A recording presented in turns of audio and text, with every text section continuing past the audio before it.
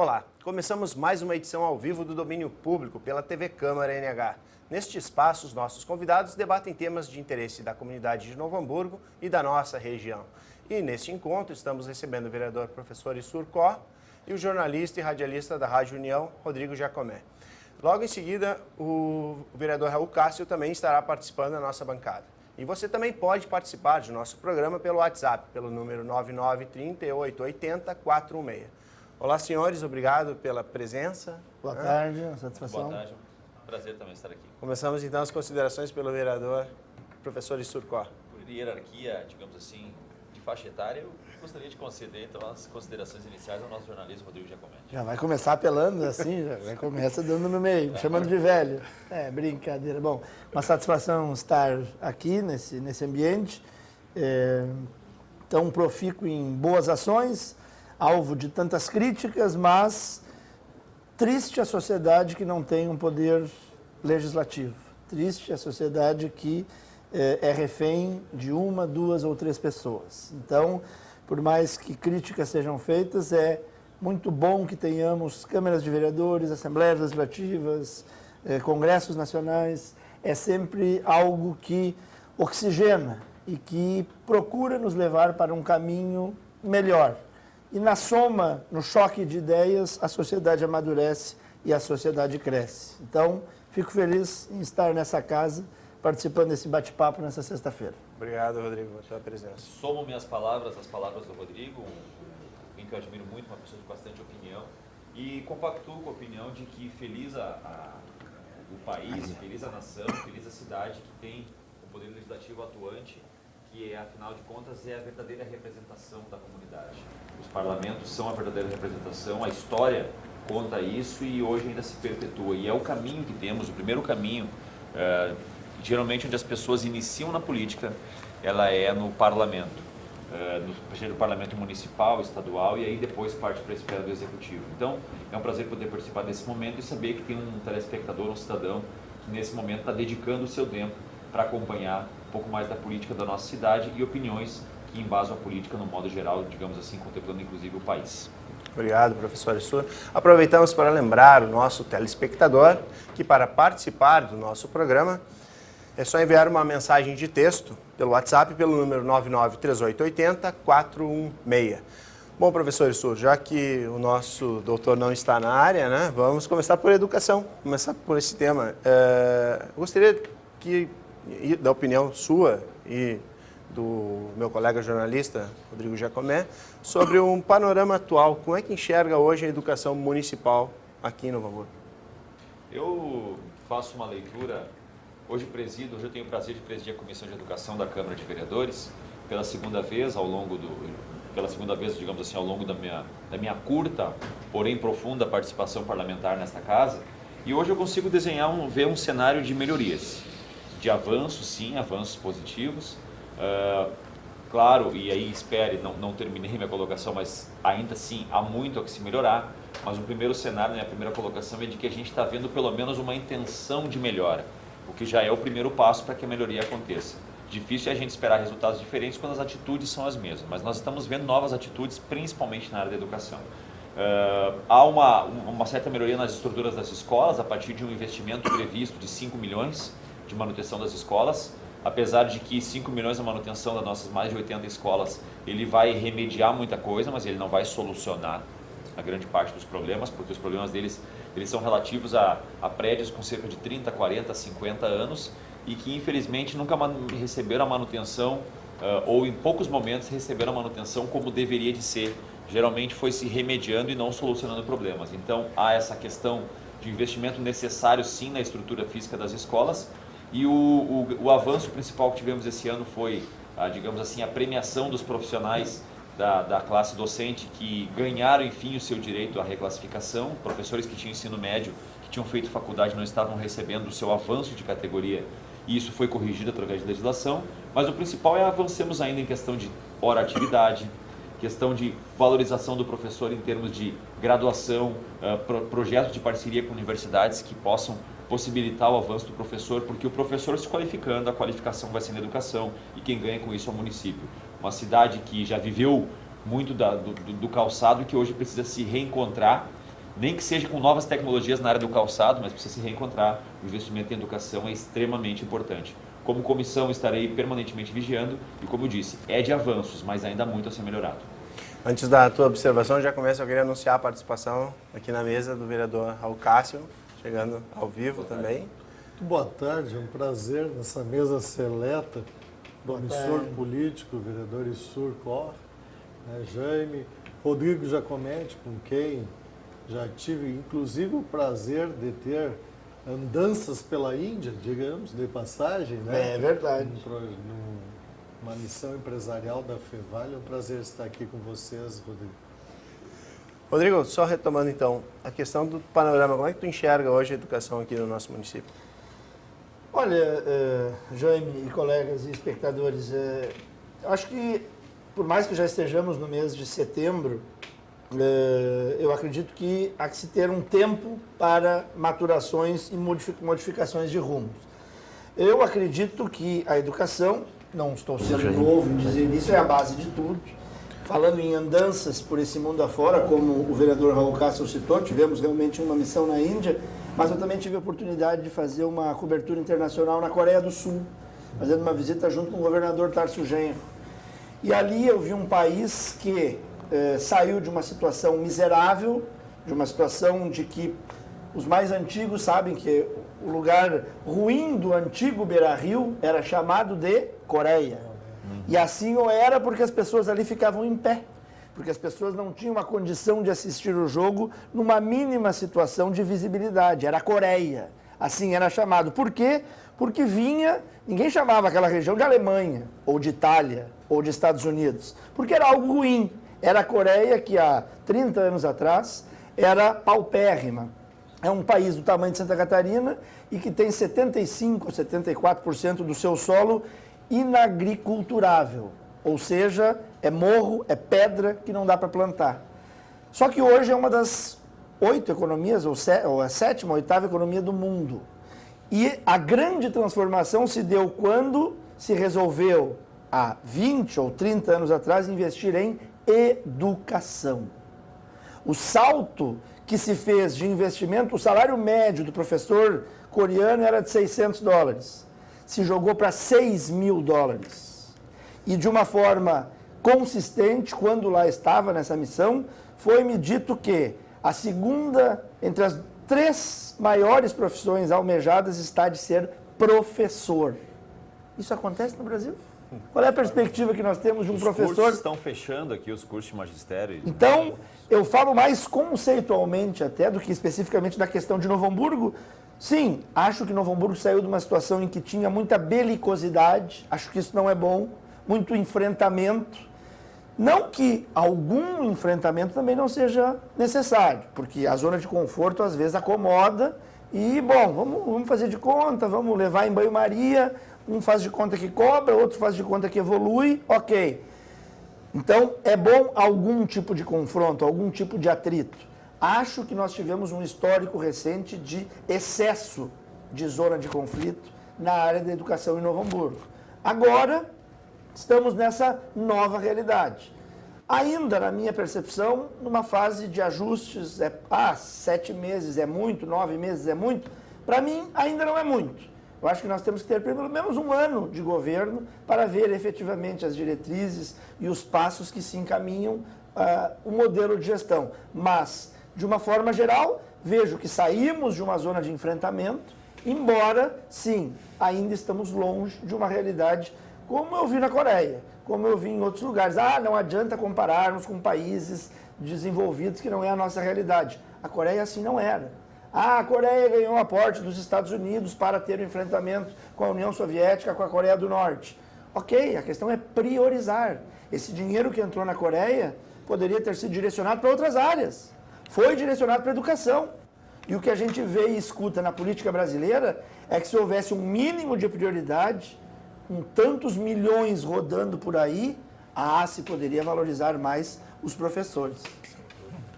Vereador Cássio, a mesma pergunta, no sentido de saber como é na sua visão, assim, o panorama da nossa educação municipal de Novo Hamburgo. Bom, eu vou entrar na carona do que o Giacometti falou, no sentido de que a Finlândia fez exatamente a mesma coisa, e acabou com essa história de ensino municipal, ensino estadual, ensino federal. O ensino é unificado, as pessoas todas não têm outra chance, elas vão participar de uma mesma rede. Tá? Hoje, diante de todas as dificuldades que nós temos, eu sou um defensor de que a rede estadual deixe de existir. Tá? O município tem que assumir isso, porque ele já dá início à educação, nas atividades de educação infantil, segue-se no ensino fundamental, tem todas as condições de prosperar para o ensino médio. Nós, com isso, teríamos espaços mais bem direcionados, nós teríamos uma gestão única e que o Estado repasse para o município de Novo Hamburgo, tantos outros, os valores que hoje são utilizados. Tenho absoluta convicção de que nós teríamos uma qualidade superior. Quem são hoje os alunos da rede pública estadual que vão prestar um vestibular que tiveram a metade das aulas ou talvez menos que isso? Talvez por isso esteja aí se justificando as cotas que existem, porque é uma maneira de compensar o que não foi dado na hora certa. Tá? Então nós temos que redimensionar. Quanto à cidade de Novo Hamburgo, eu acho que ela passou por altos e baixos. Nós temos que avaliar que hoje nós temos uma população estabilizada, portanto nós não temos mais a necessidade de ter mais escolas, nós temos necessidade de ter melhores escolas. Né? Está mais ou menos dimensionado e a população não está aumentando. Assim sendo, eu vejo que veio uma nova geração de professores, diferente daquele período do auge, do Sarlé, que muito se falou, de tantos outros que se seguiram, com uma nova visão de educação, uma nova perspectiva de educação, com uma acomodação, vamos dizer assim, da educação como um todo. Né? Eu fui amplamente contrário a essa situação de não avaliação dos alunos desde o início das séries iniciais. Olha, tu tem que ter um mínimo a cumprir, tu tem que ter tu atingir alguma coisa e não chegar lá pela quarta, quinta série, quinto ano agora, do ensino fundamental, e os professores dizendo, não sei como é que esse aluno chegou aqui, porque não passou, não venceu as etapas que deveria. Claro que a educação de hoje, diante de esse aparelhinho e tantos outros como este, ela está exigindo aulas mais dinâmicas.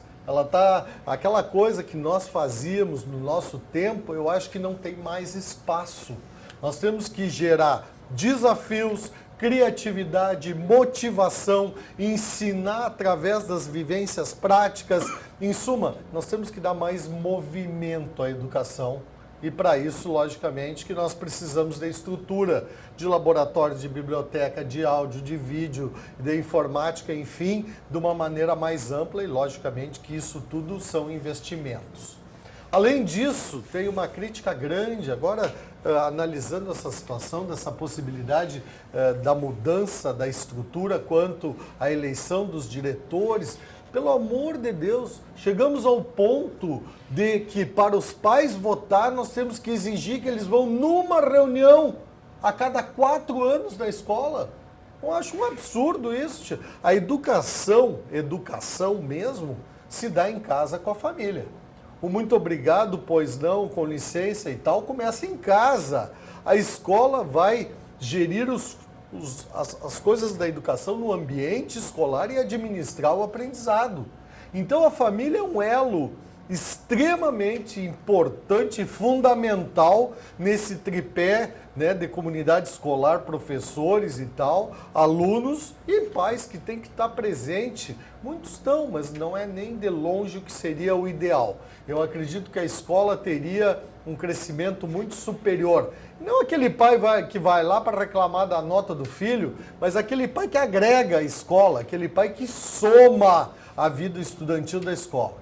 Então eu acho que nós temos que percorrer esses caminhos nos dias de hoje de profissionalizar, capacitar, diferenciar, reconhecer financeiramente, mas ao mesmo tempo cobrar dos alunos alguma coisa, quer dizer, tu não está lá passeando, né? Eu vejo assim que hoje professores do estado, muito que eu atendo no consultório, me dizem assim, eles vão se querem, fazem se querem, tudo se querem. Entende? Acabou aquele comprometimento, né, também de agregar situações de aprendizado para que tu possa sair lá com 18, 20 anos, pelo menos com uma perspectiva de vida alinhada, seja para a vida acadêmica, seja para um curso técnico, seja para o mercado de trabalho. Mas isso, acho que vai muito do respeito que não se tem mais pelo professor. Concordo.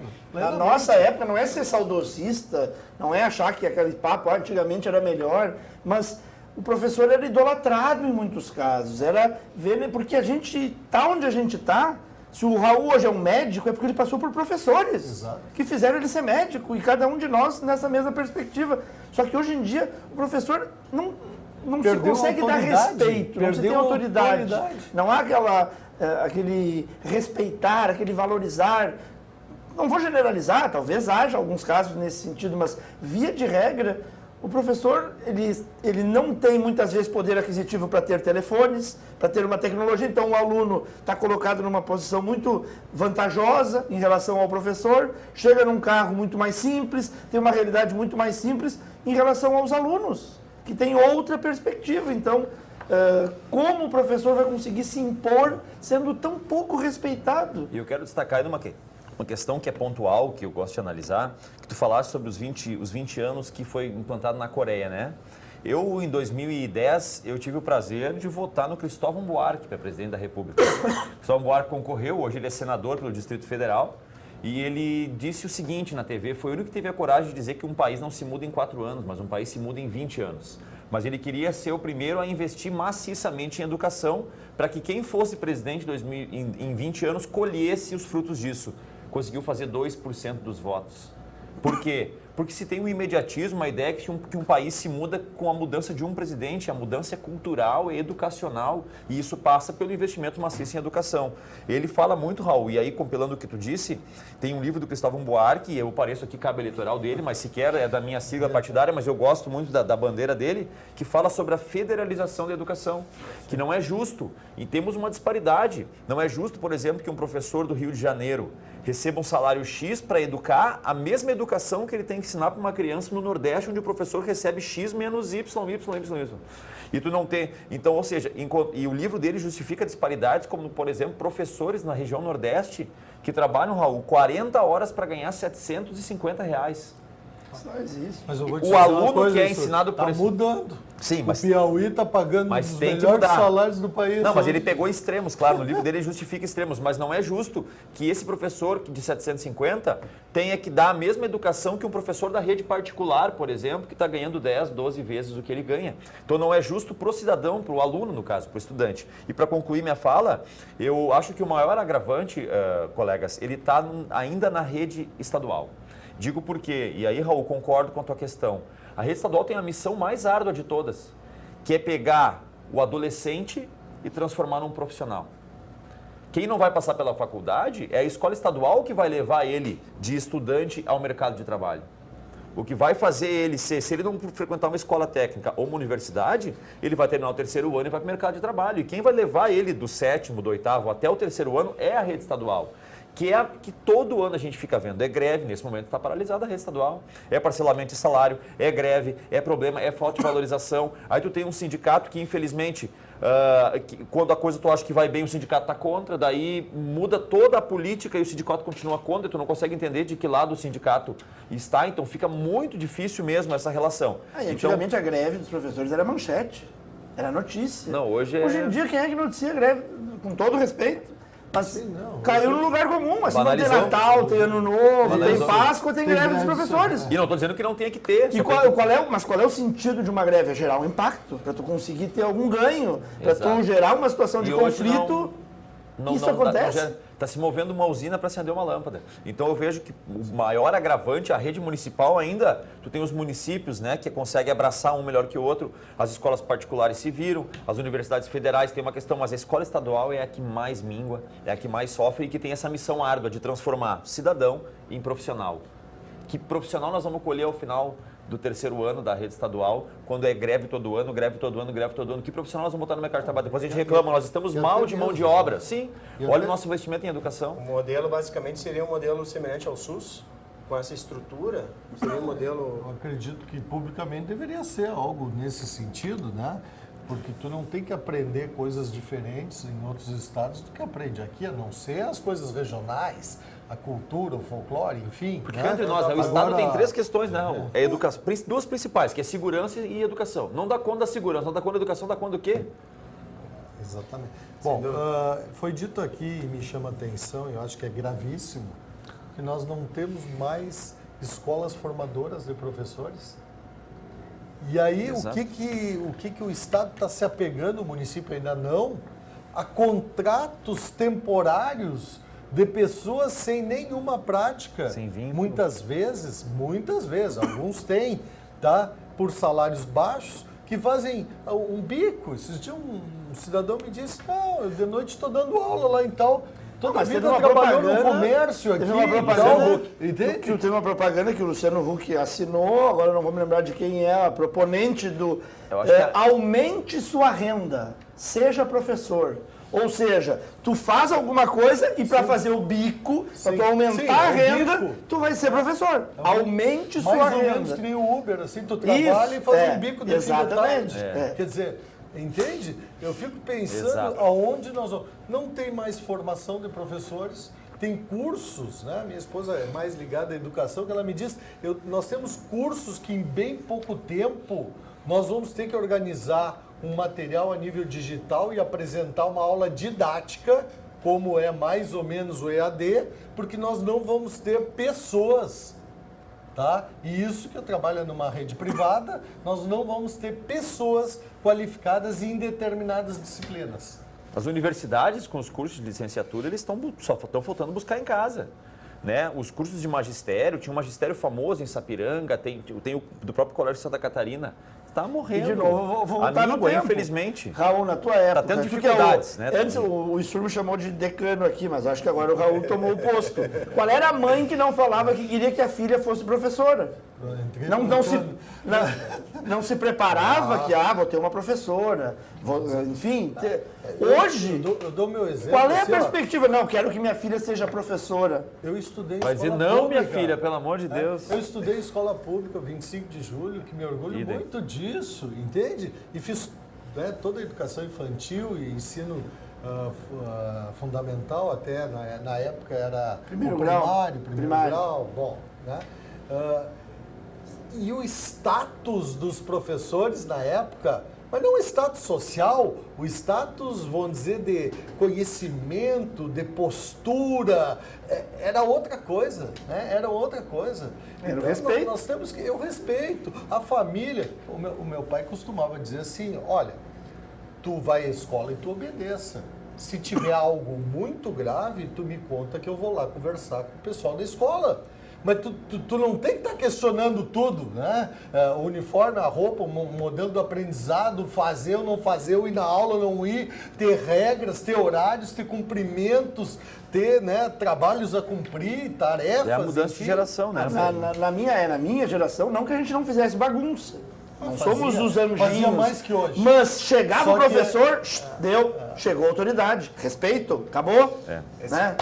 Senhores, vamos caminhando então esse bloco para o final, ver como as discussões elas são tão abrangentes, né, que a gente acaba se empolgando e a gente tinha pontos que a gente vai ter que retomar no próximo bloco.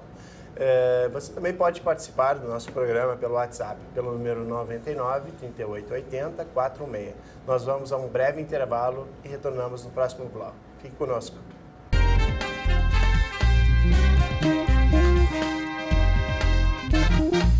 Ser homem, cá entre nós, é fácil. Vivemos em um mundo rodeado de privilégios. Para as dificuldades com os filhos, temos as mães. Para os mesmos trabalhos, melhores salários.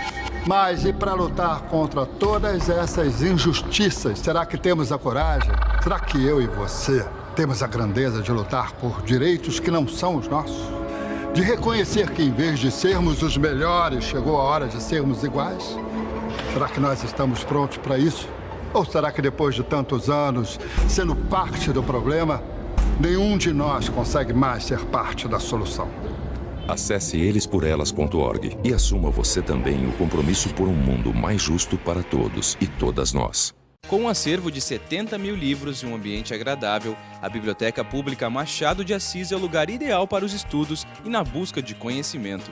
Aqui é possível realizar pesquisas, copiar os materiais consultados, ler revistas e jornais e ainda há livros falados para deficientes visuais. Para retirar livros, basta se cadastrar. É preciso ser morador de Novo Hamburgo, trazer uma foto 3x4, 2x2 ou foto digitalizada colorida, além de carteira de identidade e comprovante de residência atualizado. Caso seja menor de 18 anos, a ficha deve ser feita pelo responsável. A biblioteca está aberta à comunidade de segunda a sexta-feira, das 8 da manhã às 6 da tarde e aos sábados, das 7h45 às 11 da manhã. A Biblioteca Pública Machado de Assis fica na Praça da Bandeira, número 66. Acrescente história na sua vida. Leia. Os cidadãos de Novo Hamburgo podem fazer o teste para HIV, sífilis e hepatites B e C gratuitamente. O serviço de atendimento especializado realiza testes rápidos às segundas-feiras às 10h30 da manhã, nas terças ao 12h30 e nas sextas às 8h30 da manhã. Não é necessária a requisição médica. Caso o resultado for positivo, o serviço disponibiliza acompanhamento médico, psicológico e nutricional. A AIDS não tem cura. Use camisinha. Previna-se.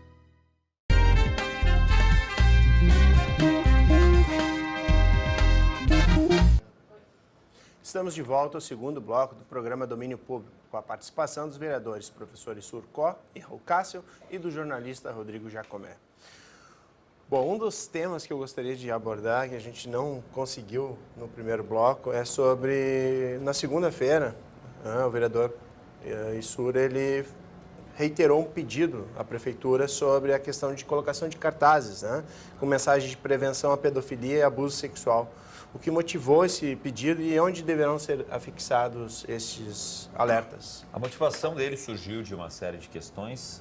Uma delas, uma abordagem junto aos membros do Conselho Tutelar, as conselheiras tutelares, que disseram que elas têm um índice sério, não digo alto, mas um índice sério e a ser debruçado sobre ele de assédio sexual com crianças, né? A conhecida pedofilia por todos nós.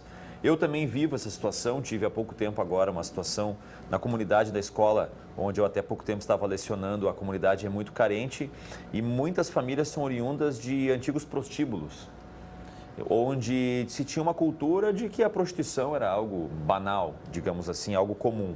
E a gente teve um incidente de uma menina de 10 anos, inclusive, que a avó dela, isso foi noticiado, que a avó dela meio que entregou ela, negociou ela com umas pessoas de mais idade. Então, e também somado a um grande número, um índice que a gente tem de problemas de estupro no Brasil. E como na questão que eu costumo, como educador, abordar muito na origem das questões, eu acho que uma das origens está em a mulher ter condição de se manifestar quando sente algo sério acontecendo nesse sentido, principalmente a dificuldade que as estudantes têm de muitas vezes não ter com quem falar. Eu tenho o caso de, como eu disse, estudantes que ela não tem mãe em casa, ela é uma menina e ela tem um irmão mais velho e o pai, e ela vai relatar para quem? Porque vão dizer que é ela que provocou essa situação, que está vendo, é o jeito que tu tiveste, é por isso, é por aquilo, então elas não têm onde relatar. Então, além de ser autoria nessa casa, uma lei de autoria do vereador Cristiano Kohler, no ano de 2015, que instituiu a colocação desses cartazes, dando a informação para quem quiser ligar para esse número gratuito Disque 100 e relatar casos de abuso que aconteceu consigo mesmo ou abusos que conhece de colegas, porque às vezes uma coleguinha se abre com a outra ou ela conta para uma outra que conta para a mãe e que as pessoas tenham um caminho para reclamar os seus direitos e principalmente esse cuidado muito sério que a gente tem com a situação da pedofilia. Então foi isso tudo que motivou e espero que o Poder Executivo atenda para que seja uma medida que as pessoas possam buscar a garantia dos seus direitos, em especial numa situação tão séria como eu disse, que é abuso sexual de crianças. Alguém quer manifestar? Alguém? Não, acho muito importante isso, eu acredito que a Prefeitura deve, né, acolher a esse pedido, porque, como disse o Issur, em muitos dos casos, esse tipo de crime, ele acontece dentro de casa. Em grande parte dos casos, ele acontece no ambiente, não precisa vir um marginal externamente vir gerar um tipo de crime como esse. Então, para esse crime, para esse abuso vir à tona, ele precisa ser provocado de uma forma diferenciada. Ele precisa fazer ver, como também bem disse o Issurdi, que daqui a pouco A fala para B internamente e isso vai se exteriorizar. Porque em grande parte dos casos o crime acontece repetidamente.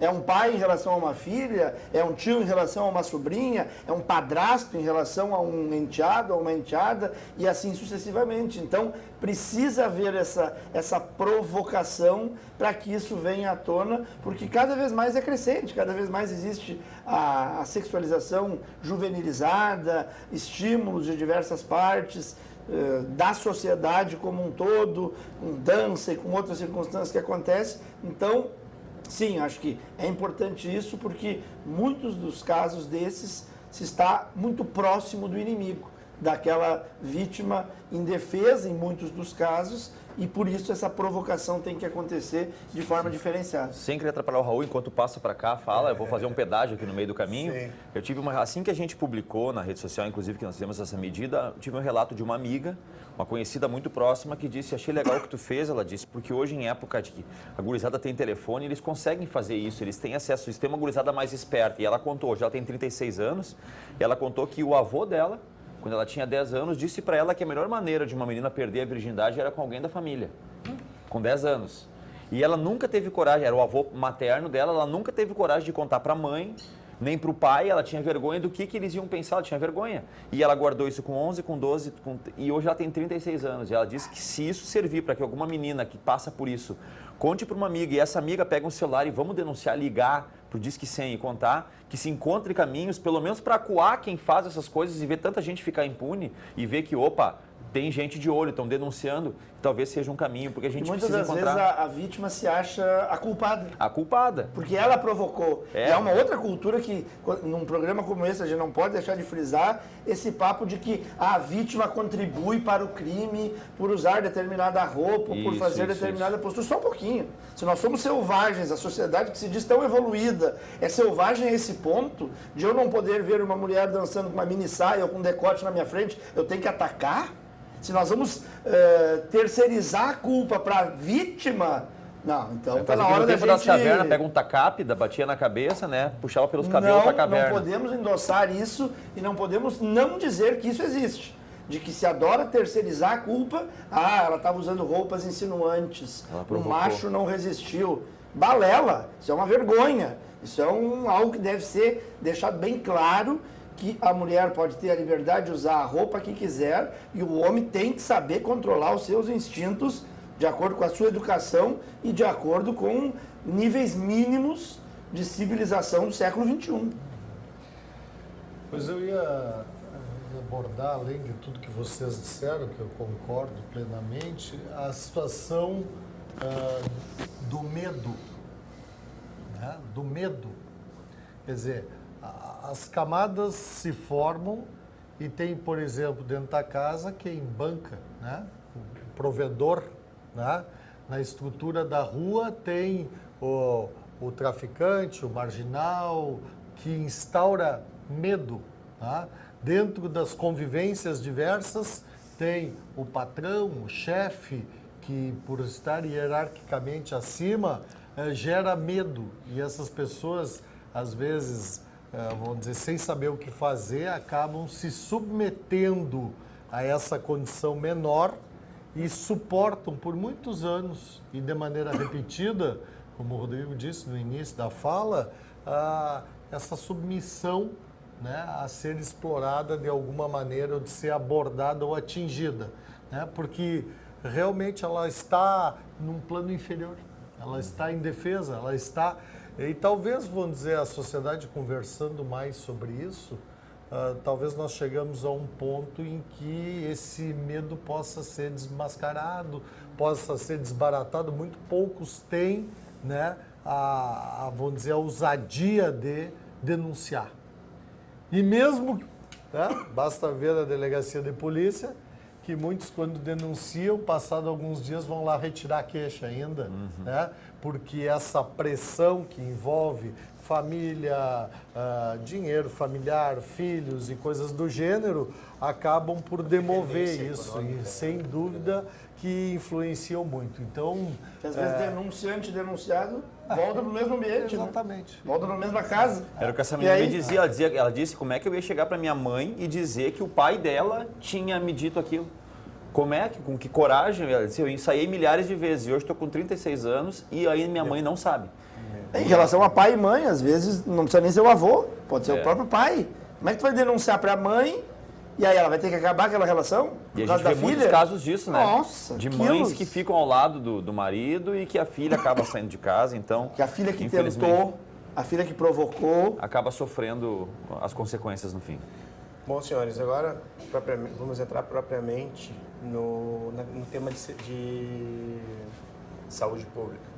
Uma questão que tem acontecido, e eu gostaria de tratar, sobre os movimentos anti-vacinas. Né? A gente vê cada vez mais o ressurgimento de doenças que eram consideradas, né, já praticamente extintas e que, em função de alguns movimentos, alguns pais que, né, a internet dissemina ideias, estão decidindo, né, não mais vacinar seus filhos. Quais as consequências sociais implicadas nesse tipo de movimento para a sociedade? Bom, eu vejo isso como uma situação muito grave e que, mais uma vez, aborda a educação. Né? Quer dizer, as vacinas não são introduzidas assim a bel prazer de alguém. Na verdade, quando tu faz uma vacina, tu está inoculando uma doencinha. Vamos dizer que a doença seja isso, tu está inoculando isso aqui, de modo que o teu sistema imunológico tenha a capacidade de dar resposta e combater aquela doencinha que foi inoculada e, com isso, gerar anticorpos para combater a doença no momento que tu tiver contato numa situação futura. Bom, está hoje plenamente justificado que muitas doenças, né, a varíola, muitas doenças foram erradicadas, a poliomielite, um belo trabalho que o Rotary Internacional realizou do nosso país e de outros países, mas nós encontramos hoje aquela história assim, mais ou menos como da camisinha, tá? Tipo, não dá nada, né? Não vai acontecer nada. Então, muitas pessoas se deram ao luxo de não vacinar mais, de não estimular mais, de não levar os seus filhos para vacinar, de não buscar, por exemplo, a vacinação para gripe. Bom, tu pode ter, eventualmente, algum tipo de contradição, nesse caso não se faz a vacina. Mas sobraram muitas doses de vacina que foi aberto, deveria ser para todos, mas como o recurso não chega, criaram os grupos, né, prioritários para ser vacinados. A situação do HPV agora é uma outra situação que leva ao câncer de colo uterino na mulher, uma situação, vamos dizer, que passa a ser transmitida nas relações sexuais aí de maneira, vamos dizer, frequente, e as pessoas realmente despreocupadas em estar em dia com a sua carteira de vacina. Se elas vão viajar ali para Panamá, elas se preocupam em fazer a febre amarela. Mas não é fazer a febre, é porque é exigência legal. Mas não a vacina, passa disso, né? A vacina do HPV, Raul, a gente percebe uma questão moral também envolvida. Eu vi pais que as nossas meninas seriam vacinadas com 7 anos, com 8 anos, correto? Entendendo que eles estariam dizendo para a filha que ela estaria apta a praticar o ato sexual. Tipo, não, se eu der essa vacina, eu vou estar avalizando que ela está entrando na vida sexual ativa. O que, na verdade, é uma questão cultural, eu acho que é uma questão de tabu ali que envolve, né? Tipo, eu estou deixando minha filha apta a ter uma relação... Não, na verdade, tu está protegendo algo que naturalmente vai acontecer, só estás protegendo. E eu também levo isso muito em conta, a questão daquela... sempre tem a teoria da conspiração, né? E as pessoas entendem que são os grandes laboratórios farmacêuticos que introduzem vírus através das vacinas para que depois tu tenha que consumir remédios deles para combater esses vírus. Então, entra uma teoria da conspiração onde tu citaste no início que a internet ajuda muito, né? Contribui muito para se ampliar. Antigamente, no nosso tempo, as lendas urbanas, elas passavam de um para o outro nas escolas falando. Hoje em dia a internet faz... Ações orais. É, exatamente. O que se demorava um ano para uma lenda urbana se perpetuar, hoje em 24 horas a internet faz o serviço. Sim, sem dúvida. Até porque muitos que se manifestam ali não tem nenhum embasamento científico técnico. Né? Eles Nada. acham. Sim, nós estamos vendo as pessoas discutir se a Terra é plana agora de novo. Efeito manada, né? Vai todo mundo atrás. Tem gente na internet discutindo se criam a Terra verdades, é plana ou não. né? Bom, mas de toda maneira eu continuo apostando nas vacinas. Aquelas cientificamente desenvolvidas, com aprovação de entidades científicas da comunidade. Hoje a Anvisa tem capacidade para isso. A comunidade médica, outros países estudam, né, de maneira ampla, né? A Fiocruz e tantos outros. Bom, então eu continuo apostando na vacinação da população, né? Até porque depois não dá para se queixar do azar. Né? Nós tivemos agora, por falta de cuidados, que é mais ou menos parecido em relação ao uso de preservativos, um incremento do número de aidéticos e, por consequência, do número de tuberculose, que foi algo que extrapolou a períodos bem anteriores, onde a doença não estava controlada. Né? Por quê? Porque as pessoas resolveram simplesmente relaxar. Talvez, em vez da gente ocupar alguns tempos de televisão passando algumas coisas que não interessam, talvez fosse mais importante alguém de gabarito, né, poder ir ilustrar um pouco melhor a importância Nós somos a geração da saúde pública, dos cuidados antes da chegada do paciente para o atendimento médico. Mas nós somos a geração que viu o Cazuza morrer, que viu o Freddie Mercury morrer, que viu o Renato Russo morrer, que assistiu o filme Filadélfia, do Tom Hanks, e que teve o medo da AIDS. Hoje tem uma geração que não vê a AIDS matar mais. Logo entende, quem é que dessa geração vê alguém morrer de AIDS? É raro, magro, como a gente viu o Cazuza naquela situação debilitada. Então, infelizmente, mudou-se a concepção do risco, né? Por quê? Porque existem medicamentos hoje que estão dando conta do recado para aqueles que buscam pelo menos o tratamento. E pacientes aí com 30 anos já de tratamento, né? Os primeiros casos aqui no Rio Grande do Sul foram relatados em 86 na PUC. Na minha concepção, é um termo muito técnico, né? É um termo muito específico. E eu não sou estudioso da matéria, eu não tenho conhecimento realmente, não sou fã de olhos fechados da indústria farmacêutica. Tá? Acho que muitas situações não são claras e muitas situações são questionáveis. Com isso não estou querendo fazer qualquer campanha contra vacinas. Não, até recentemente fiz um comentário na Rádio União de que me espantava que na vacina da paralisia infantil, agora recém encerrada, não sei se já foi encerrada, sábado, né? 65% dos pais tinham levado os filhos a serem vacinados, ou 65% da meta de vacinação tinha sido atingida. E é uma vacina que é gratuita, né? E eu fiquei pasmo com esse índice. Imagina, em cada 10 pessoas, 3,5 não levam os seus filhos para serem vacinados. É algo a gente pensar realmente na responsabilidade paterna e materna em relação aos filhos do nosso país. Mas, por exemplo, aqui eu leio essa matéria aqui, que está aqui na bancada, da BBC Brasil. Nos Estados Unidos, pais que são contra vacinas fazem até festas para as crianças pegarem catapora.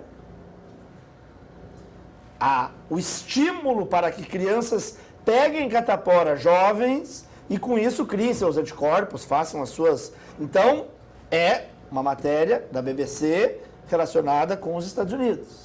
E a partir daí se gera um estímulo e uma reflexão no sentido, então, somos contra todos os tipos de vacina. Repito, não sou técnico, não sou estudioso da matéria, respeito o embasamento que, por exemplo, o Dr. Raul Castro está aqui colocando, mas, no mínimo, gosto de questionar, de refletir um pouco sobre essa questão, no sentido de que, sim, tem a perspectiva de que alguns medicamentos, algumas situações que são propostas, vão num caminho. E situações que tentam burlar esse caminho enfrentam uma parede intransponível. Exato. Como a gente vê em alguns casos de medicamentos contra o câncer, de tanta polêmica que causam, né? E de casos de estudos paralelos à indústria farmacêutica que mostram algum avanço ou de alguma qualidade de vida para uma morte mais... não vou dizer morte saudável, mas uma morte mais digna. Obrigado, exatamente essa palavra. Mas isso não encontra espaço na área da medicina, porque imagina, se a gente for ter alguma coisa que cure determinadas circunstâncias de doenças, quanto vai se perder disso? Então são alguns debates, mas não sou contra vacinas de uma forma geral, não acho que a gente deva estimular isso através das redes sociais, mas alguns debates, algumas reflexões técnicas, não sou eu que vou fazer isso, técnicas, eu acho que seriam bem-vindas para se gerar essa discussão. Eu vou gerar só uma pequena polêmica, Roberto. Só para lembrar que quem tiver catapora tem mais chance de ter herpes zoster na idade adulta e isso dói para burro, viu? Assim, olha, uma questão para levantar uma polêmica um pouco, e falou ali o Rodrigo que é um assunto bastante polêmico. Eu tenho um entendimento que após toda a Lava Jato, a operação das empreiteiras, se fizesse uma operação pente fino na indústria farmacêutica, ia ser de arrepiar os cabelos, sinceramente. É uma opinião que eu tenho, porque realmente é um mistério, é uma caixa preta que envolve a indústria farmacêutica, e que se fizesse uma investigação, uma CPI, fosse a fundo, eu acredito que se encontraria coisas tão ou mais cabeludas que se encontram na indústria da construção civil, como se encontrou com Odebrecht e companhia. Deixo aqui minha suspeita no ar. Eu vou fazer um contraponto, tá? Porque graças aos medicamentos, a população está vivendo mais. Com certeza. Também tem essa, tá? Sim. Porque é um aparelho que não funciona, é o pâncreas que não produz mais insulina, é o colesterol que não é mais metabolizado, é o ácido úrico que está elevado, é a ferritina, é a insuficiência cardíaca que não é mais controlada, também graças a isso. Eu acho que nós temos que chegar a um ponto intermediário, né? Porque tem que ter critérios. Aí nós temos que ter critérios técnicos e nós temos entidades no país capazes de ter critérios, tá? Claro que, por outro lado, nós temos uma farmácia dentro da outra, nas ruas da cidade. E isso é um indicativo do que vocês também estão falando, de uma perfumaria, de um incentivo ao consumo, ao uso indiscriminado de medicamentos. Então, nem tanto, nem tão pouco. Assim como nós estamos elevando, existem medicamentos, existe indicação precisa, mas existe um monte de farinha aí que está sendo vendida, tá? Com doses, subdoses, um monte de distribuição de medicamentos. Até 20 anos atrás, tu não ganhava um medicamento, só os indigentes recebiam medicamento para atendimento público. Hoje há um incentivo ao uso do medicamento. Numa cobertura internacional que eu tive a oportunidade de fazer, ainda no Grupo Sinos, eu adoeci na Espanha. Para achar uma farmácia, olha, tu tem que caminhar quadras para conseguir encontrar uma farmácia. Eu estava, acho que em Málaga, ou enfim, no sul da Espanha, uma cidade grande, uma cidade muito maior que Novo Hamburgo. E daí tu chegar numa farmácia e comprar um remédio é outro parto. Não é qualquer remédio que tu pode comprar. Eu tô com tosse, tô com isso, tô com aquilo. Não pode. Tem receita? Tem receita. Quer dizer, aqui, como disse o Raul, a gente a cada esquina encontra... Quantas? Alguma coisa errada. Esquina com Pedro Adams Filho. No tempo áureo de Novo Hamburgo, nós tínhamos 4 bancos fortes naquela esquina. Agora tem 3 farmácias. 3 farmácias e um banco. O banco que se cuide. Mas eu vou ter que fazer uma brincadeira, mas tu sabia como é que escrever farmácia em espanhol? De repente tu saiu procurando farmácia e não achou escrito, mas tinha um monte de farmácia porque não sabia. Tinha gente junto comigo, o tradutor estava procurando. Tá. Senhores, vamos ter que caminhar ao fim desse segundo bloco, né? Você também pode participar do nosso programa pelo WhatsApp, pelo número 993880-416. Nós vamos a um breve intervalo e retornamos no próximo bloco. Fique conosco.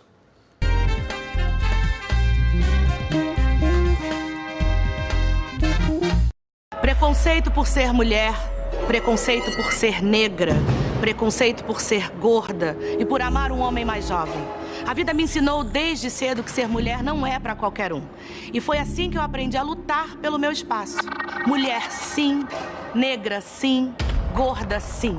Como muitos, eu podia estar aí, alheia a tudo. Mas se tem uma coisa que o preconceito contra as mulheres me ensinou, é jamais ser omissa. Hoje, mexeu com elas, mexeu comigo. Mexeu comigo, mexeu com todas. E você? Tá esperando o quê para começar a se mexer? Acesse elesporelas.org e assuma você também o compromisso por um mundo mais justo para todos e todas nós.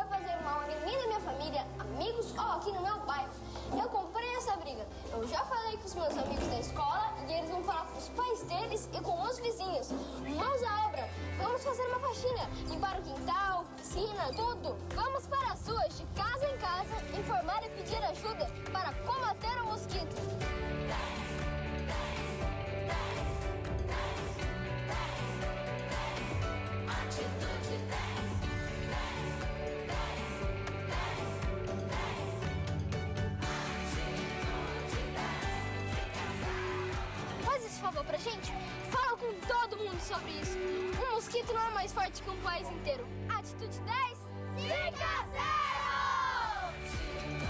Ministério da Educação, Governo Federal.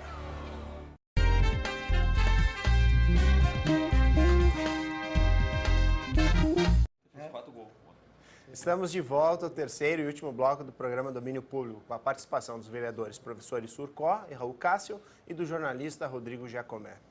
Bom, vereador Cássio, nesta semana o senhor também enviou uma sugestão à Prefeitura para que seja criada em Lomba Grande uma rota turística. Qual é o impacto dessa rota para o bairro e para a região, na nossa região como um todo? Muito bom esse assunto. Eu te digo assim, os bons exemplos têm que ser copiados, imitados e inovados, vamos dizer assim. Nós hoje temos um bairro rural, que é Lomba Grande, que é uma coisa deliciosa de se visitar, de se passear, das paisagens que tem, né? E nós temos uma estrutura lá, que eu vou dizer assim, que pode começar, vou dizer alguns nomes, mas tem tantos outros, que pode começar na Casa da Cuca, que tem os restaurantes como a Sociedade de Lomba Grande, bom, né, me fugiu o nome aqui.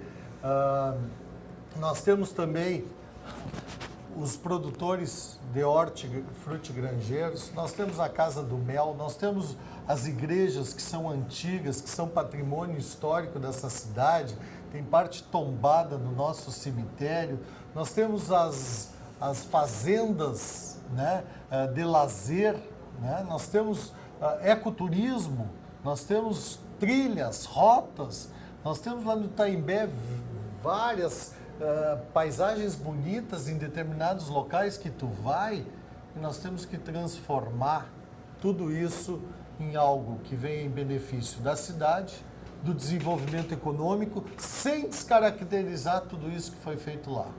Então, está na hora do município buscar os parceiros, permitir que eles continuem fazendo o que sempre fizeram, de uma maneira talvez mais aconchegante, dar um brilho a mais, né? Fazer alguma coisa mais bonitinha, mais confortável e tal, e fazer com que a municipalidade estabeleça então as placas de localização e que faça os folders de uma rota nova que se cria. Então nós temos que copiar esses bons modelos, porque isso vai garantir a continuidade, né, sem que perca a sua naturalidade. Nós estamos desenvolvendo economicamente sem pensar diretamente em só colocar indústrias lá no futuro ou núcleos habitacionais, ao mesmo tempo que nós vamos estar gerando emprego para as pessoas. Eu acho que está mais do que na hora, está quase pronto. É só formatar entre os que querem se agregar. Então, apresentei essa indicação ao Executivo e vamos fazer assim, vamos copiar. O pessoal da Serra, de Bento, de Gramado, de Carlos Barbosa, daquelas cidades todas fazem. Você refere à Rota Romântica? Eu digo, não a Rota Romântica, mas ali a Rota do Vinho, a Rota Tem uma dessas ali em Bento Gonçalves, que exatamente o nome da rota, não sei. Caminho das Pedras. Caminho das Vale dos Pedras, Vinhedos. Vale dos Vinhedos. Tem uma que eu acabei sentado debaixo de uma parreira, num edredom com umas almofadas, e veio uma italiana lá com uma cesta, um cesto grande, né, de salame, queijo, né, vinho, suco de uva, né, vários produtos lá. Nós achamos o máximo aquilo, dentro de uma coisa extremamente simples. Não está na hora da gente inovar um pouco também, né? E aí nós passamos, antes de chegar lá, pela cachaçaria, pela igreja, pelos vinhos tal lá, que eu não vou dizer o nome para não fazer propaganda, por tal e tal local. Enfim, nós temos que fazer isso. Nós temos que desenvolver, e fica aqui essa sugestão, porque eu sou fã de Lomba Grande, eu gosto. Alguma observação? Quero complementar que realmente há municípios subindo a serra aqui que exploram muito bem a questão da rota romântica e que muitas vezes não tem o potencial que Lomba Grande tem, não tem o território que Lomba Grande tem e não tem a comunidade lá tão apaixonada, porque quem em Novo Hamburgo geralmente dedica mais essa paixão, esse tipo, já se desloca para Lomba Grande, né? Diferente de quem está inserido no município que de repente não está tão ligado a essa questão. Quem está em Lomba Grande gosta de estar lá, está lá por opção, a grande maioria. Mas é importante que a gente tenha avanços em coisas, como sugeriu o vereador Raul, mas em coisas básicas também. Um exemplo, o acesso a Lomba Grande. Há quantos anos a integração é aquele mesmo jeito, não tem um acostamento, não tem um alargamento daquelas pontes, não tem uma estrutura melhor que convide a ir a Lomba Grande. As pessoas têm medo de ir a Lomba Grande. O CTG lá na terça-feira de noite, eu tenho amigas que pararam de ir lá porque elas têm medo de pegar a integração à noite e ir voltar. É perigoso, é tudo escuro, é apagado. Vamos melhorar essa estrutura, acesso a Lomba Grande. Se nós tivéssemos uma ciclovia que levasse a Lomba Grande, o crescimento desse turismo, porque há ciclistas, e eu sei de pessoas que vêm de Porto Alegre, região, que estacionam seus veículos, vão toda a integração, chegam lá na entrada de Lomba Grande, estacionam seus veículos naquele perto do posto de gasolina e daí vão fazer suas rotas, mas que gostariam já de vir de longe já, porque a integração é o problema deles, porque não tem acostamento e é muito perigoso trafegar com os veículos. Então, são questões simples, né, vereador Raul, que poderiam trazer uma mudança significativa no panorama, mas também é importante a gente pensar no atraso, além do avanço. Hoje, infelizmente, Lomba Grande tem uma situação um pouco precária em questão de segurança, né? Além do acesso que eu falei, também nas estruturas das estradas lá, principalmente no chão batido em período de chuva. Hoje a gente não tem uma estrutura de maquinário e gostaríamos que tivesse uma estrutura de maquinário que pudesse atender essa demanda. Então fica essa pressão em cima do Poder Executivo para que dê a atenção que Lomba Grande merece, resolvendo os problemas pontuais, como eu disse, de estrutura, mas principalmente investindo que a gente possa explorar o que eu disse. Municípios aí para cima que estão explorando muito bem a questão da rota romântica e do desenvolvimento rural e que Lomba Grande poderia ter, infelizmente, não consegue explorar. Tudo que fomente o turismo, eu sou extremamente favorável. Eu acho que, por exemplo, o caso que o Raul está falando, a senhora veio com uma linguiça e com um pão. Se aquele pão foi vendido ali naquela hora a R$5 ou R$10 e a linguiça a 12, o Raul naquela hora não fez a conta.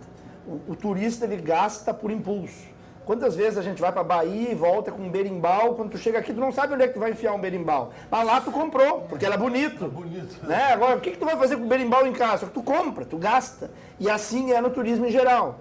Então, a possibilidade de gerar riqueza, gerar retorno financeiro através disso é muito grande. O turista gasta por impulso. E é assim em todos os lugares do mundo.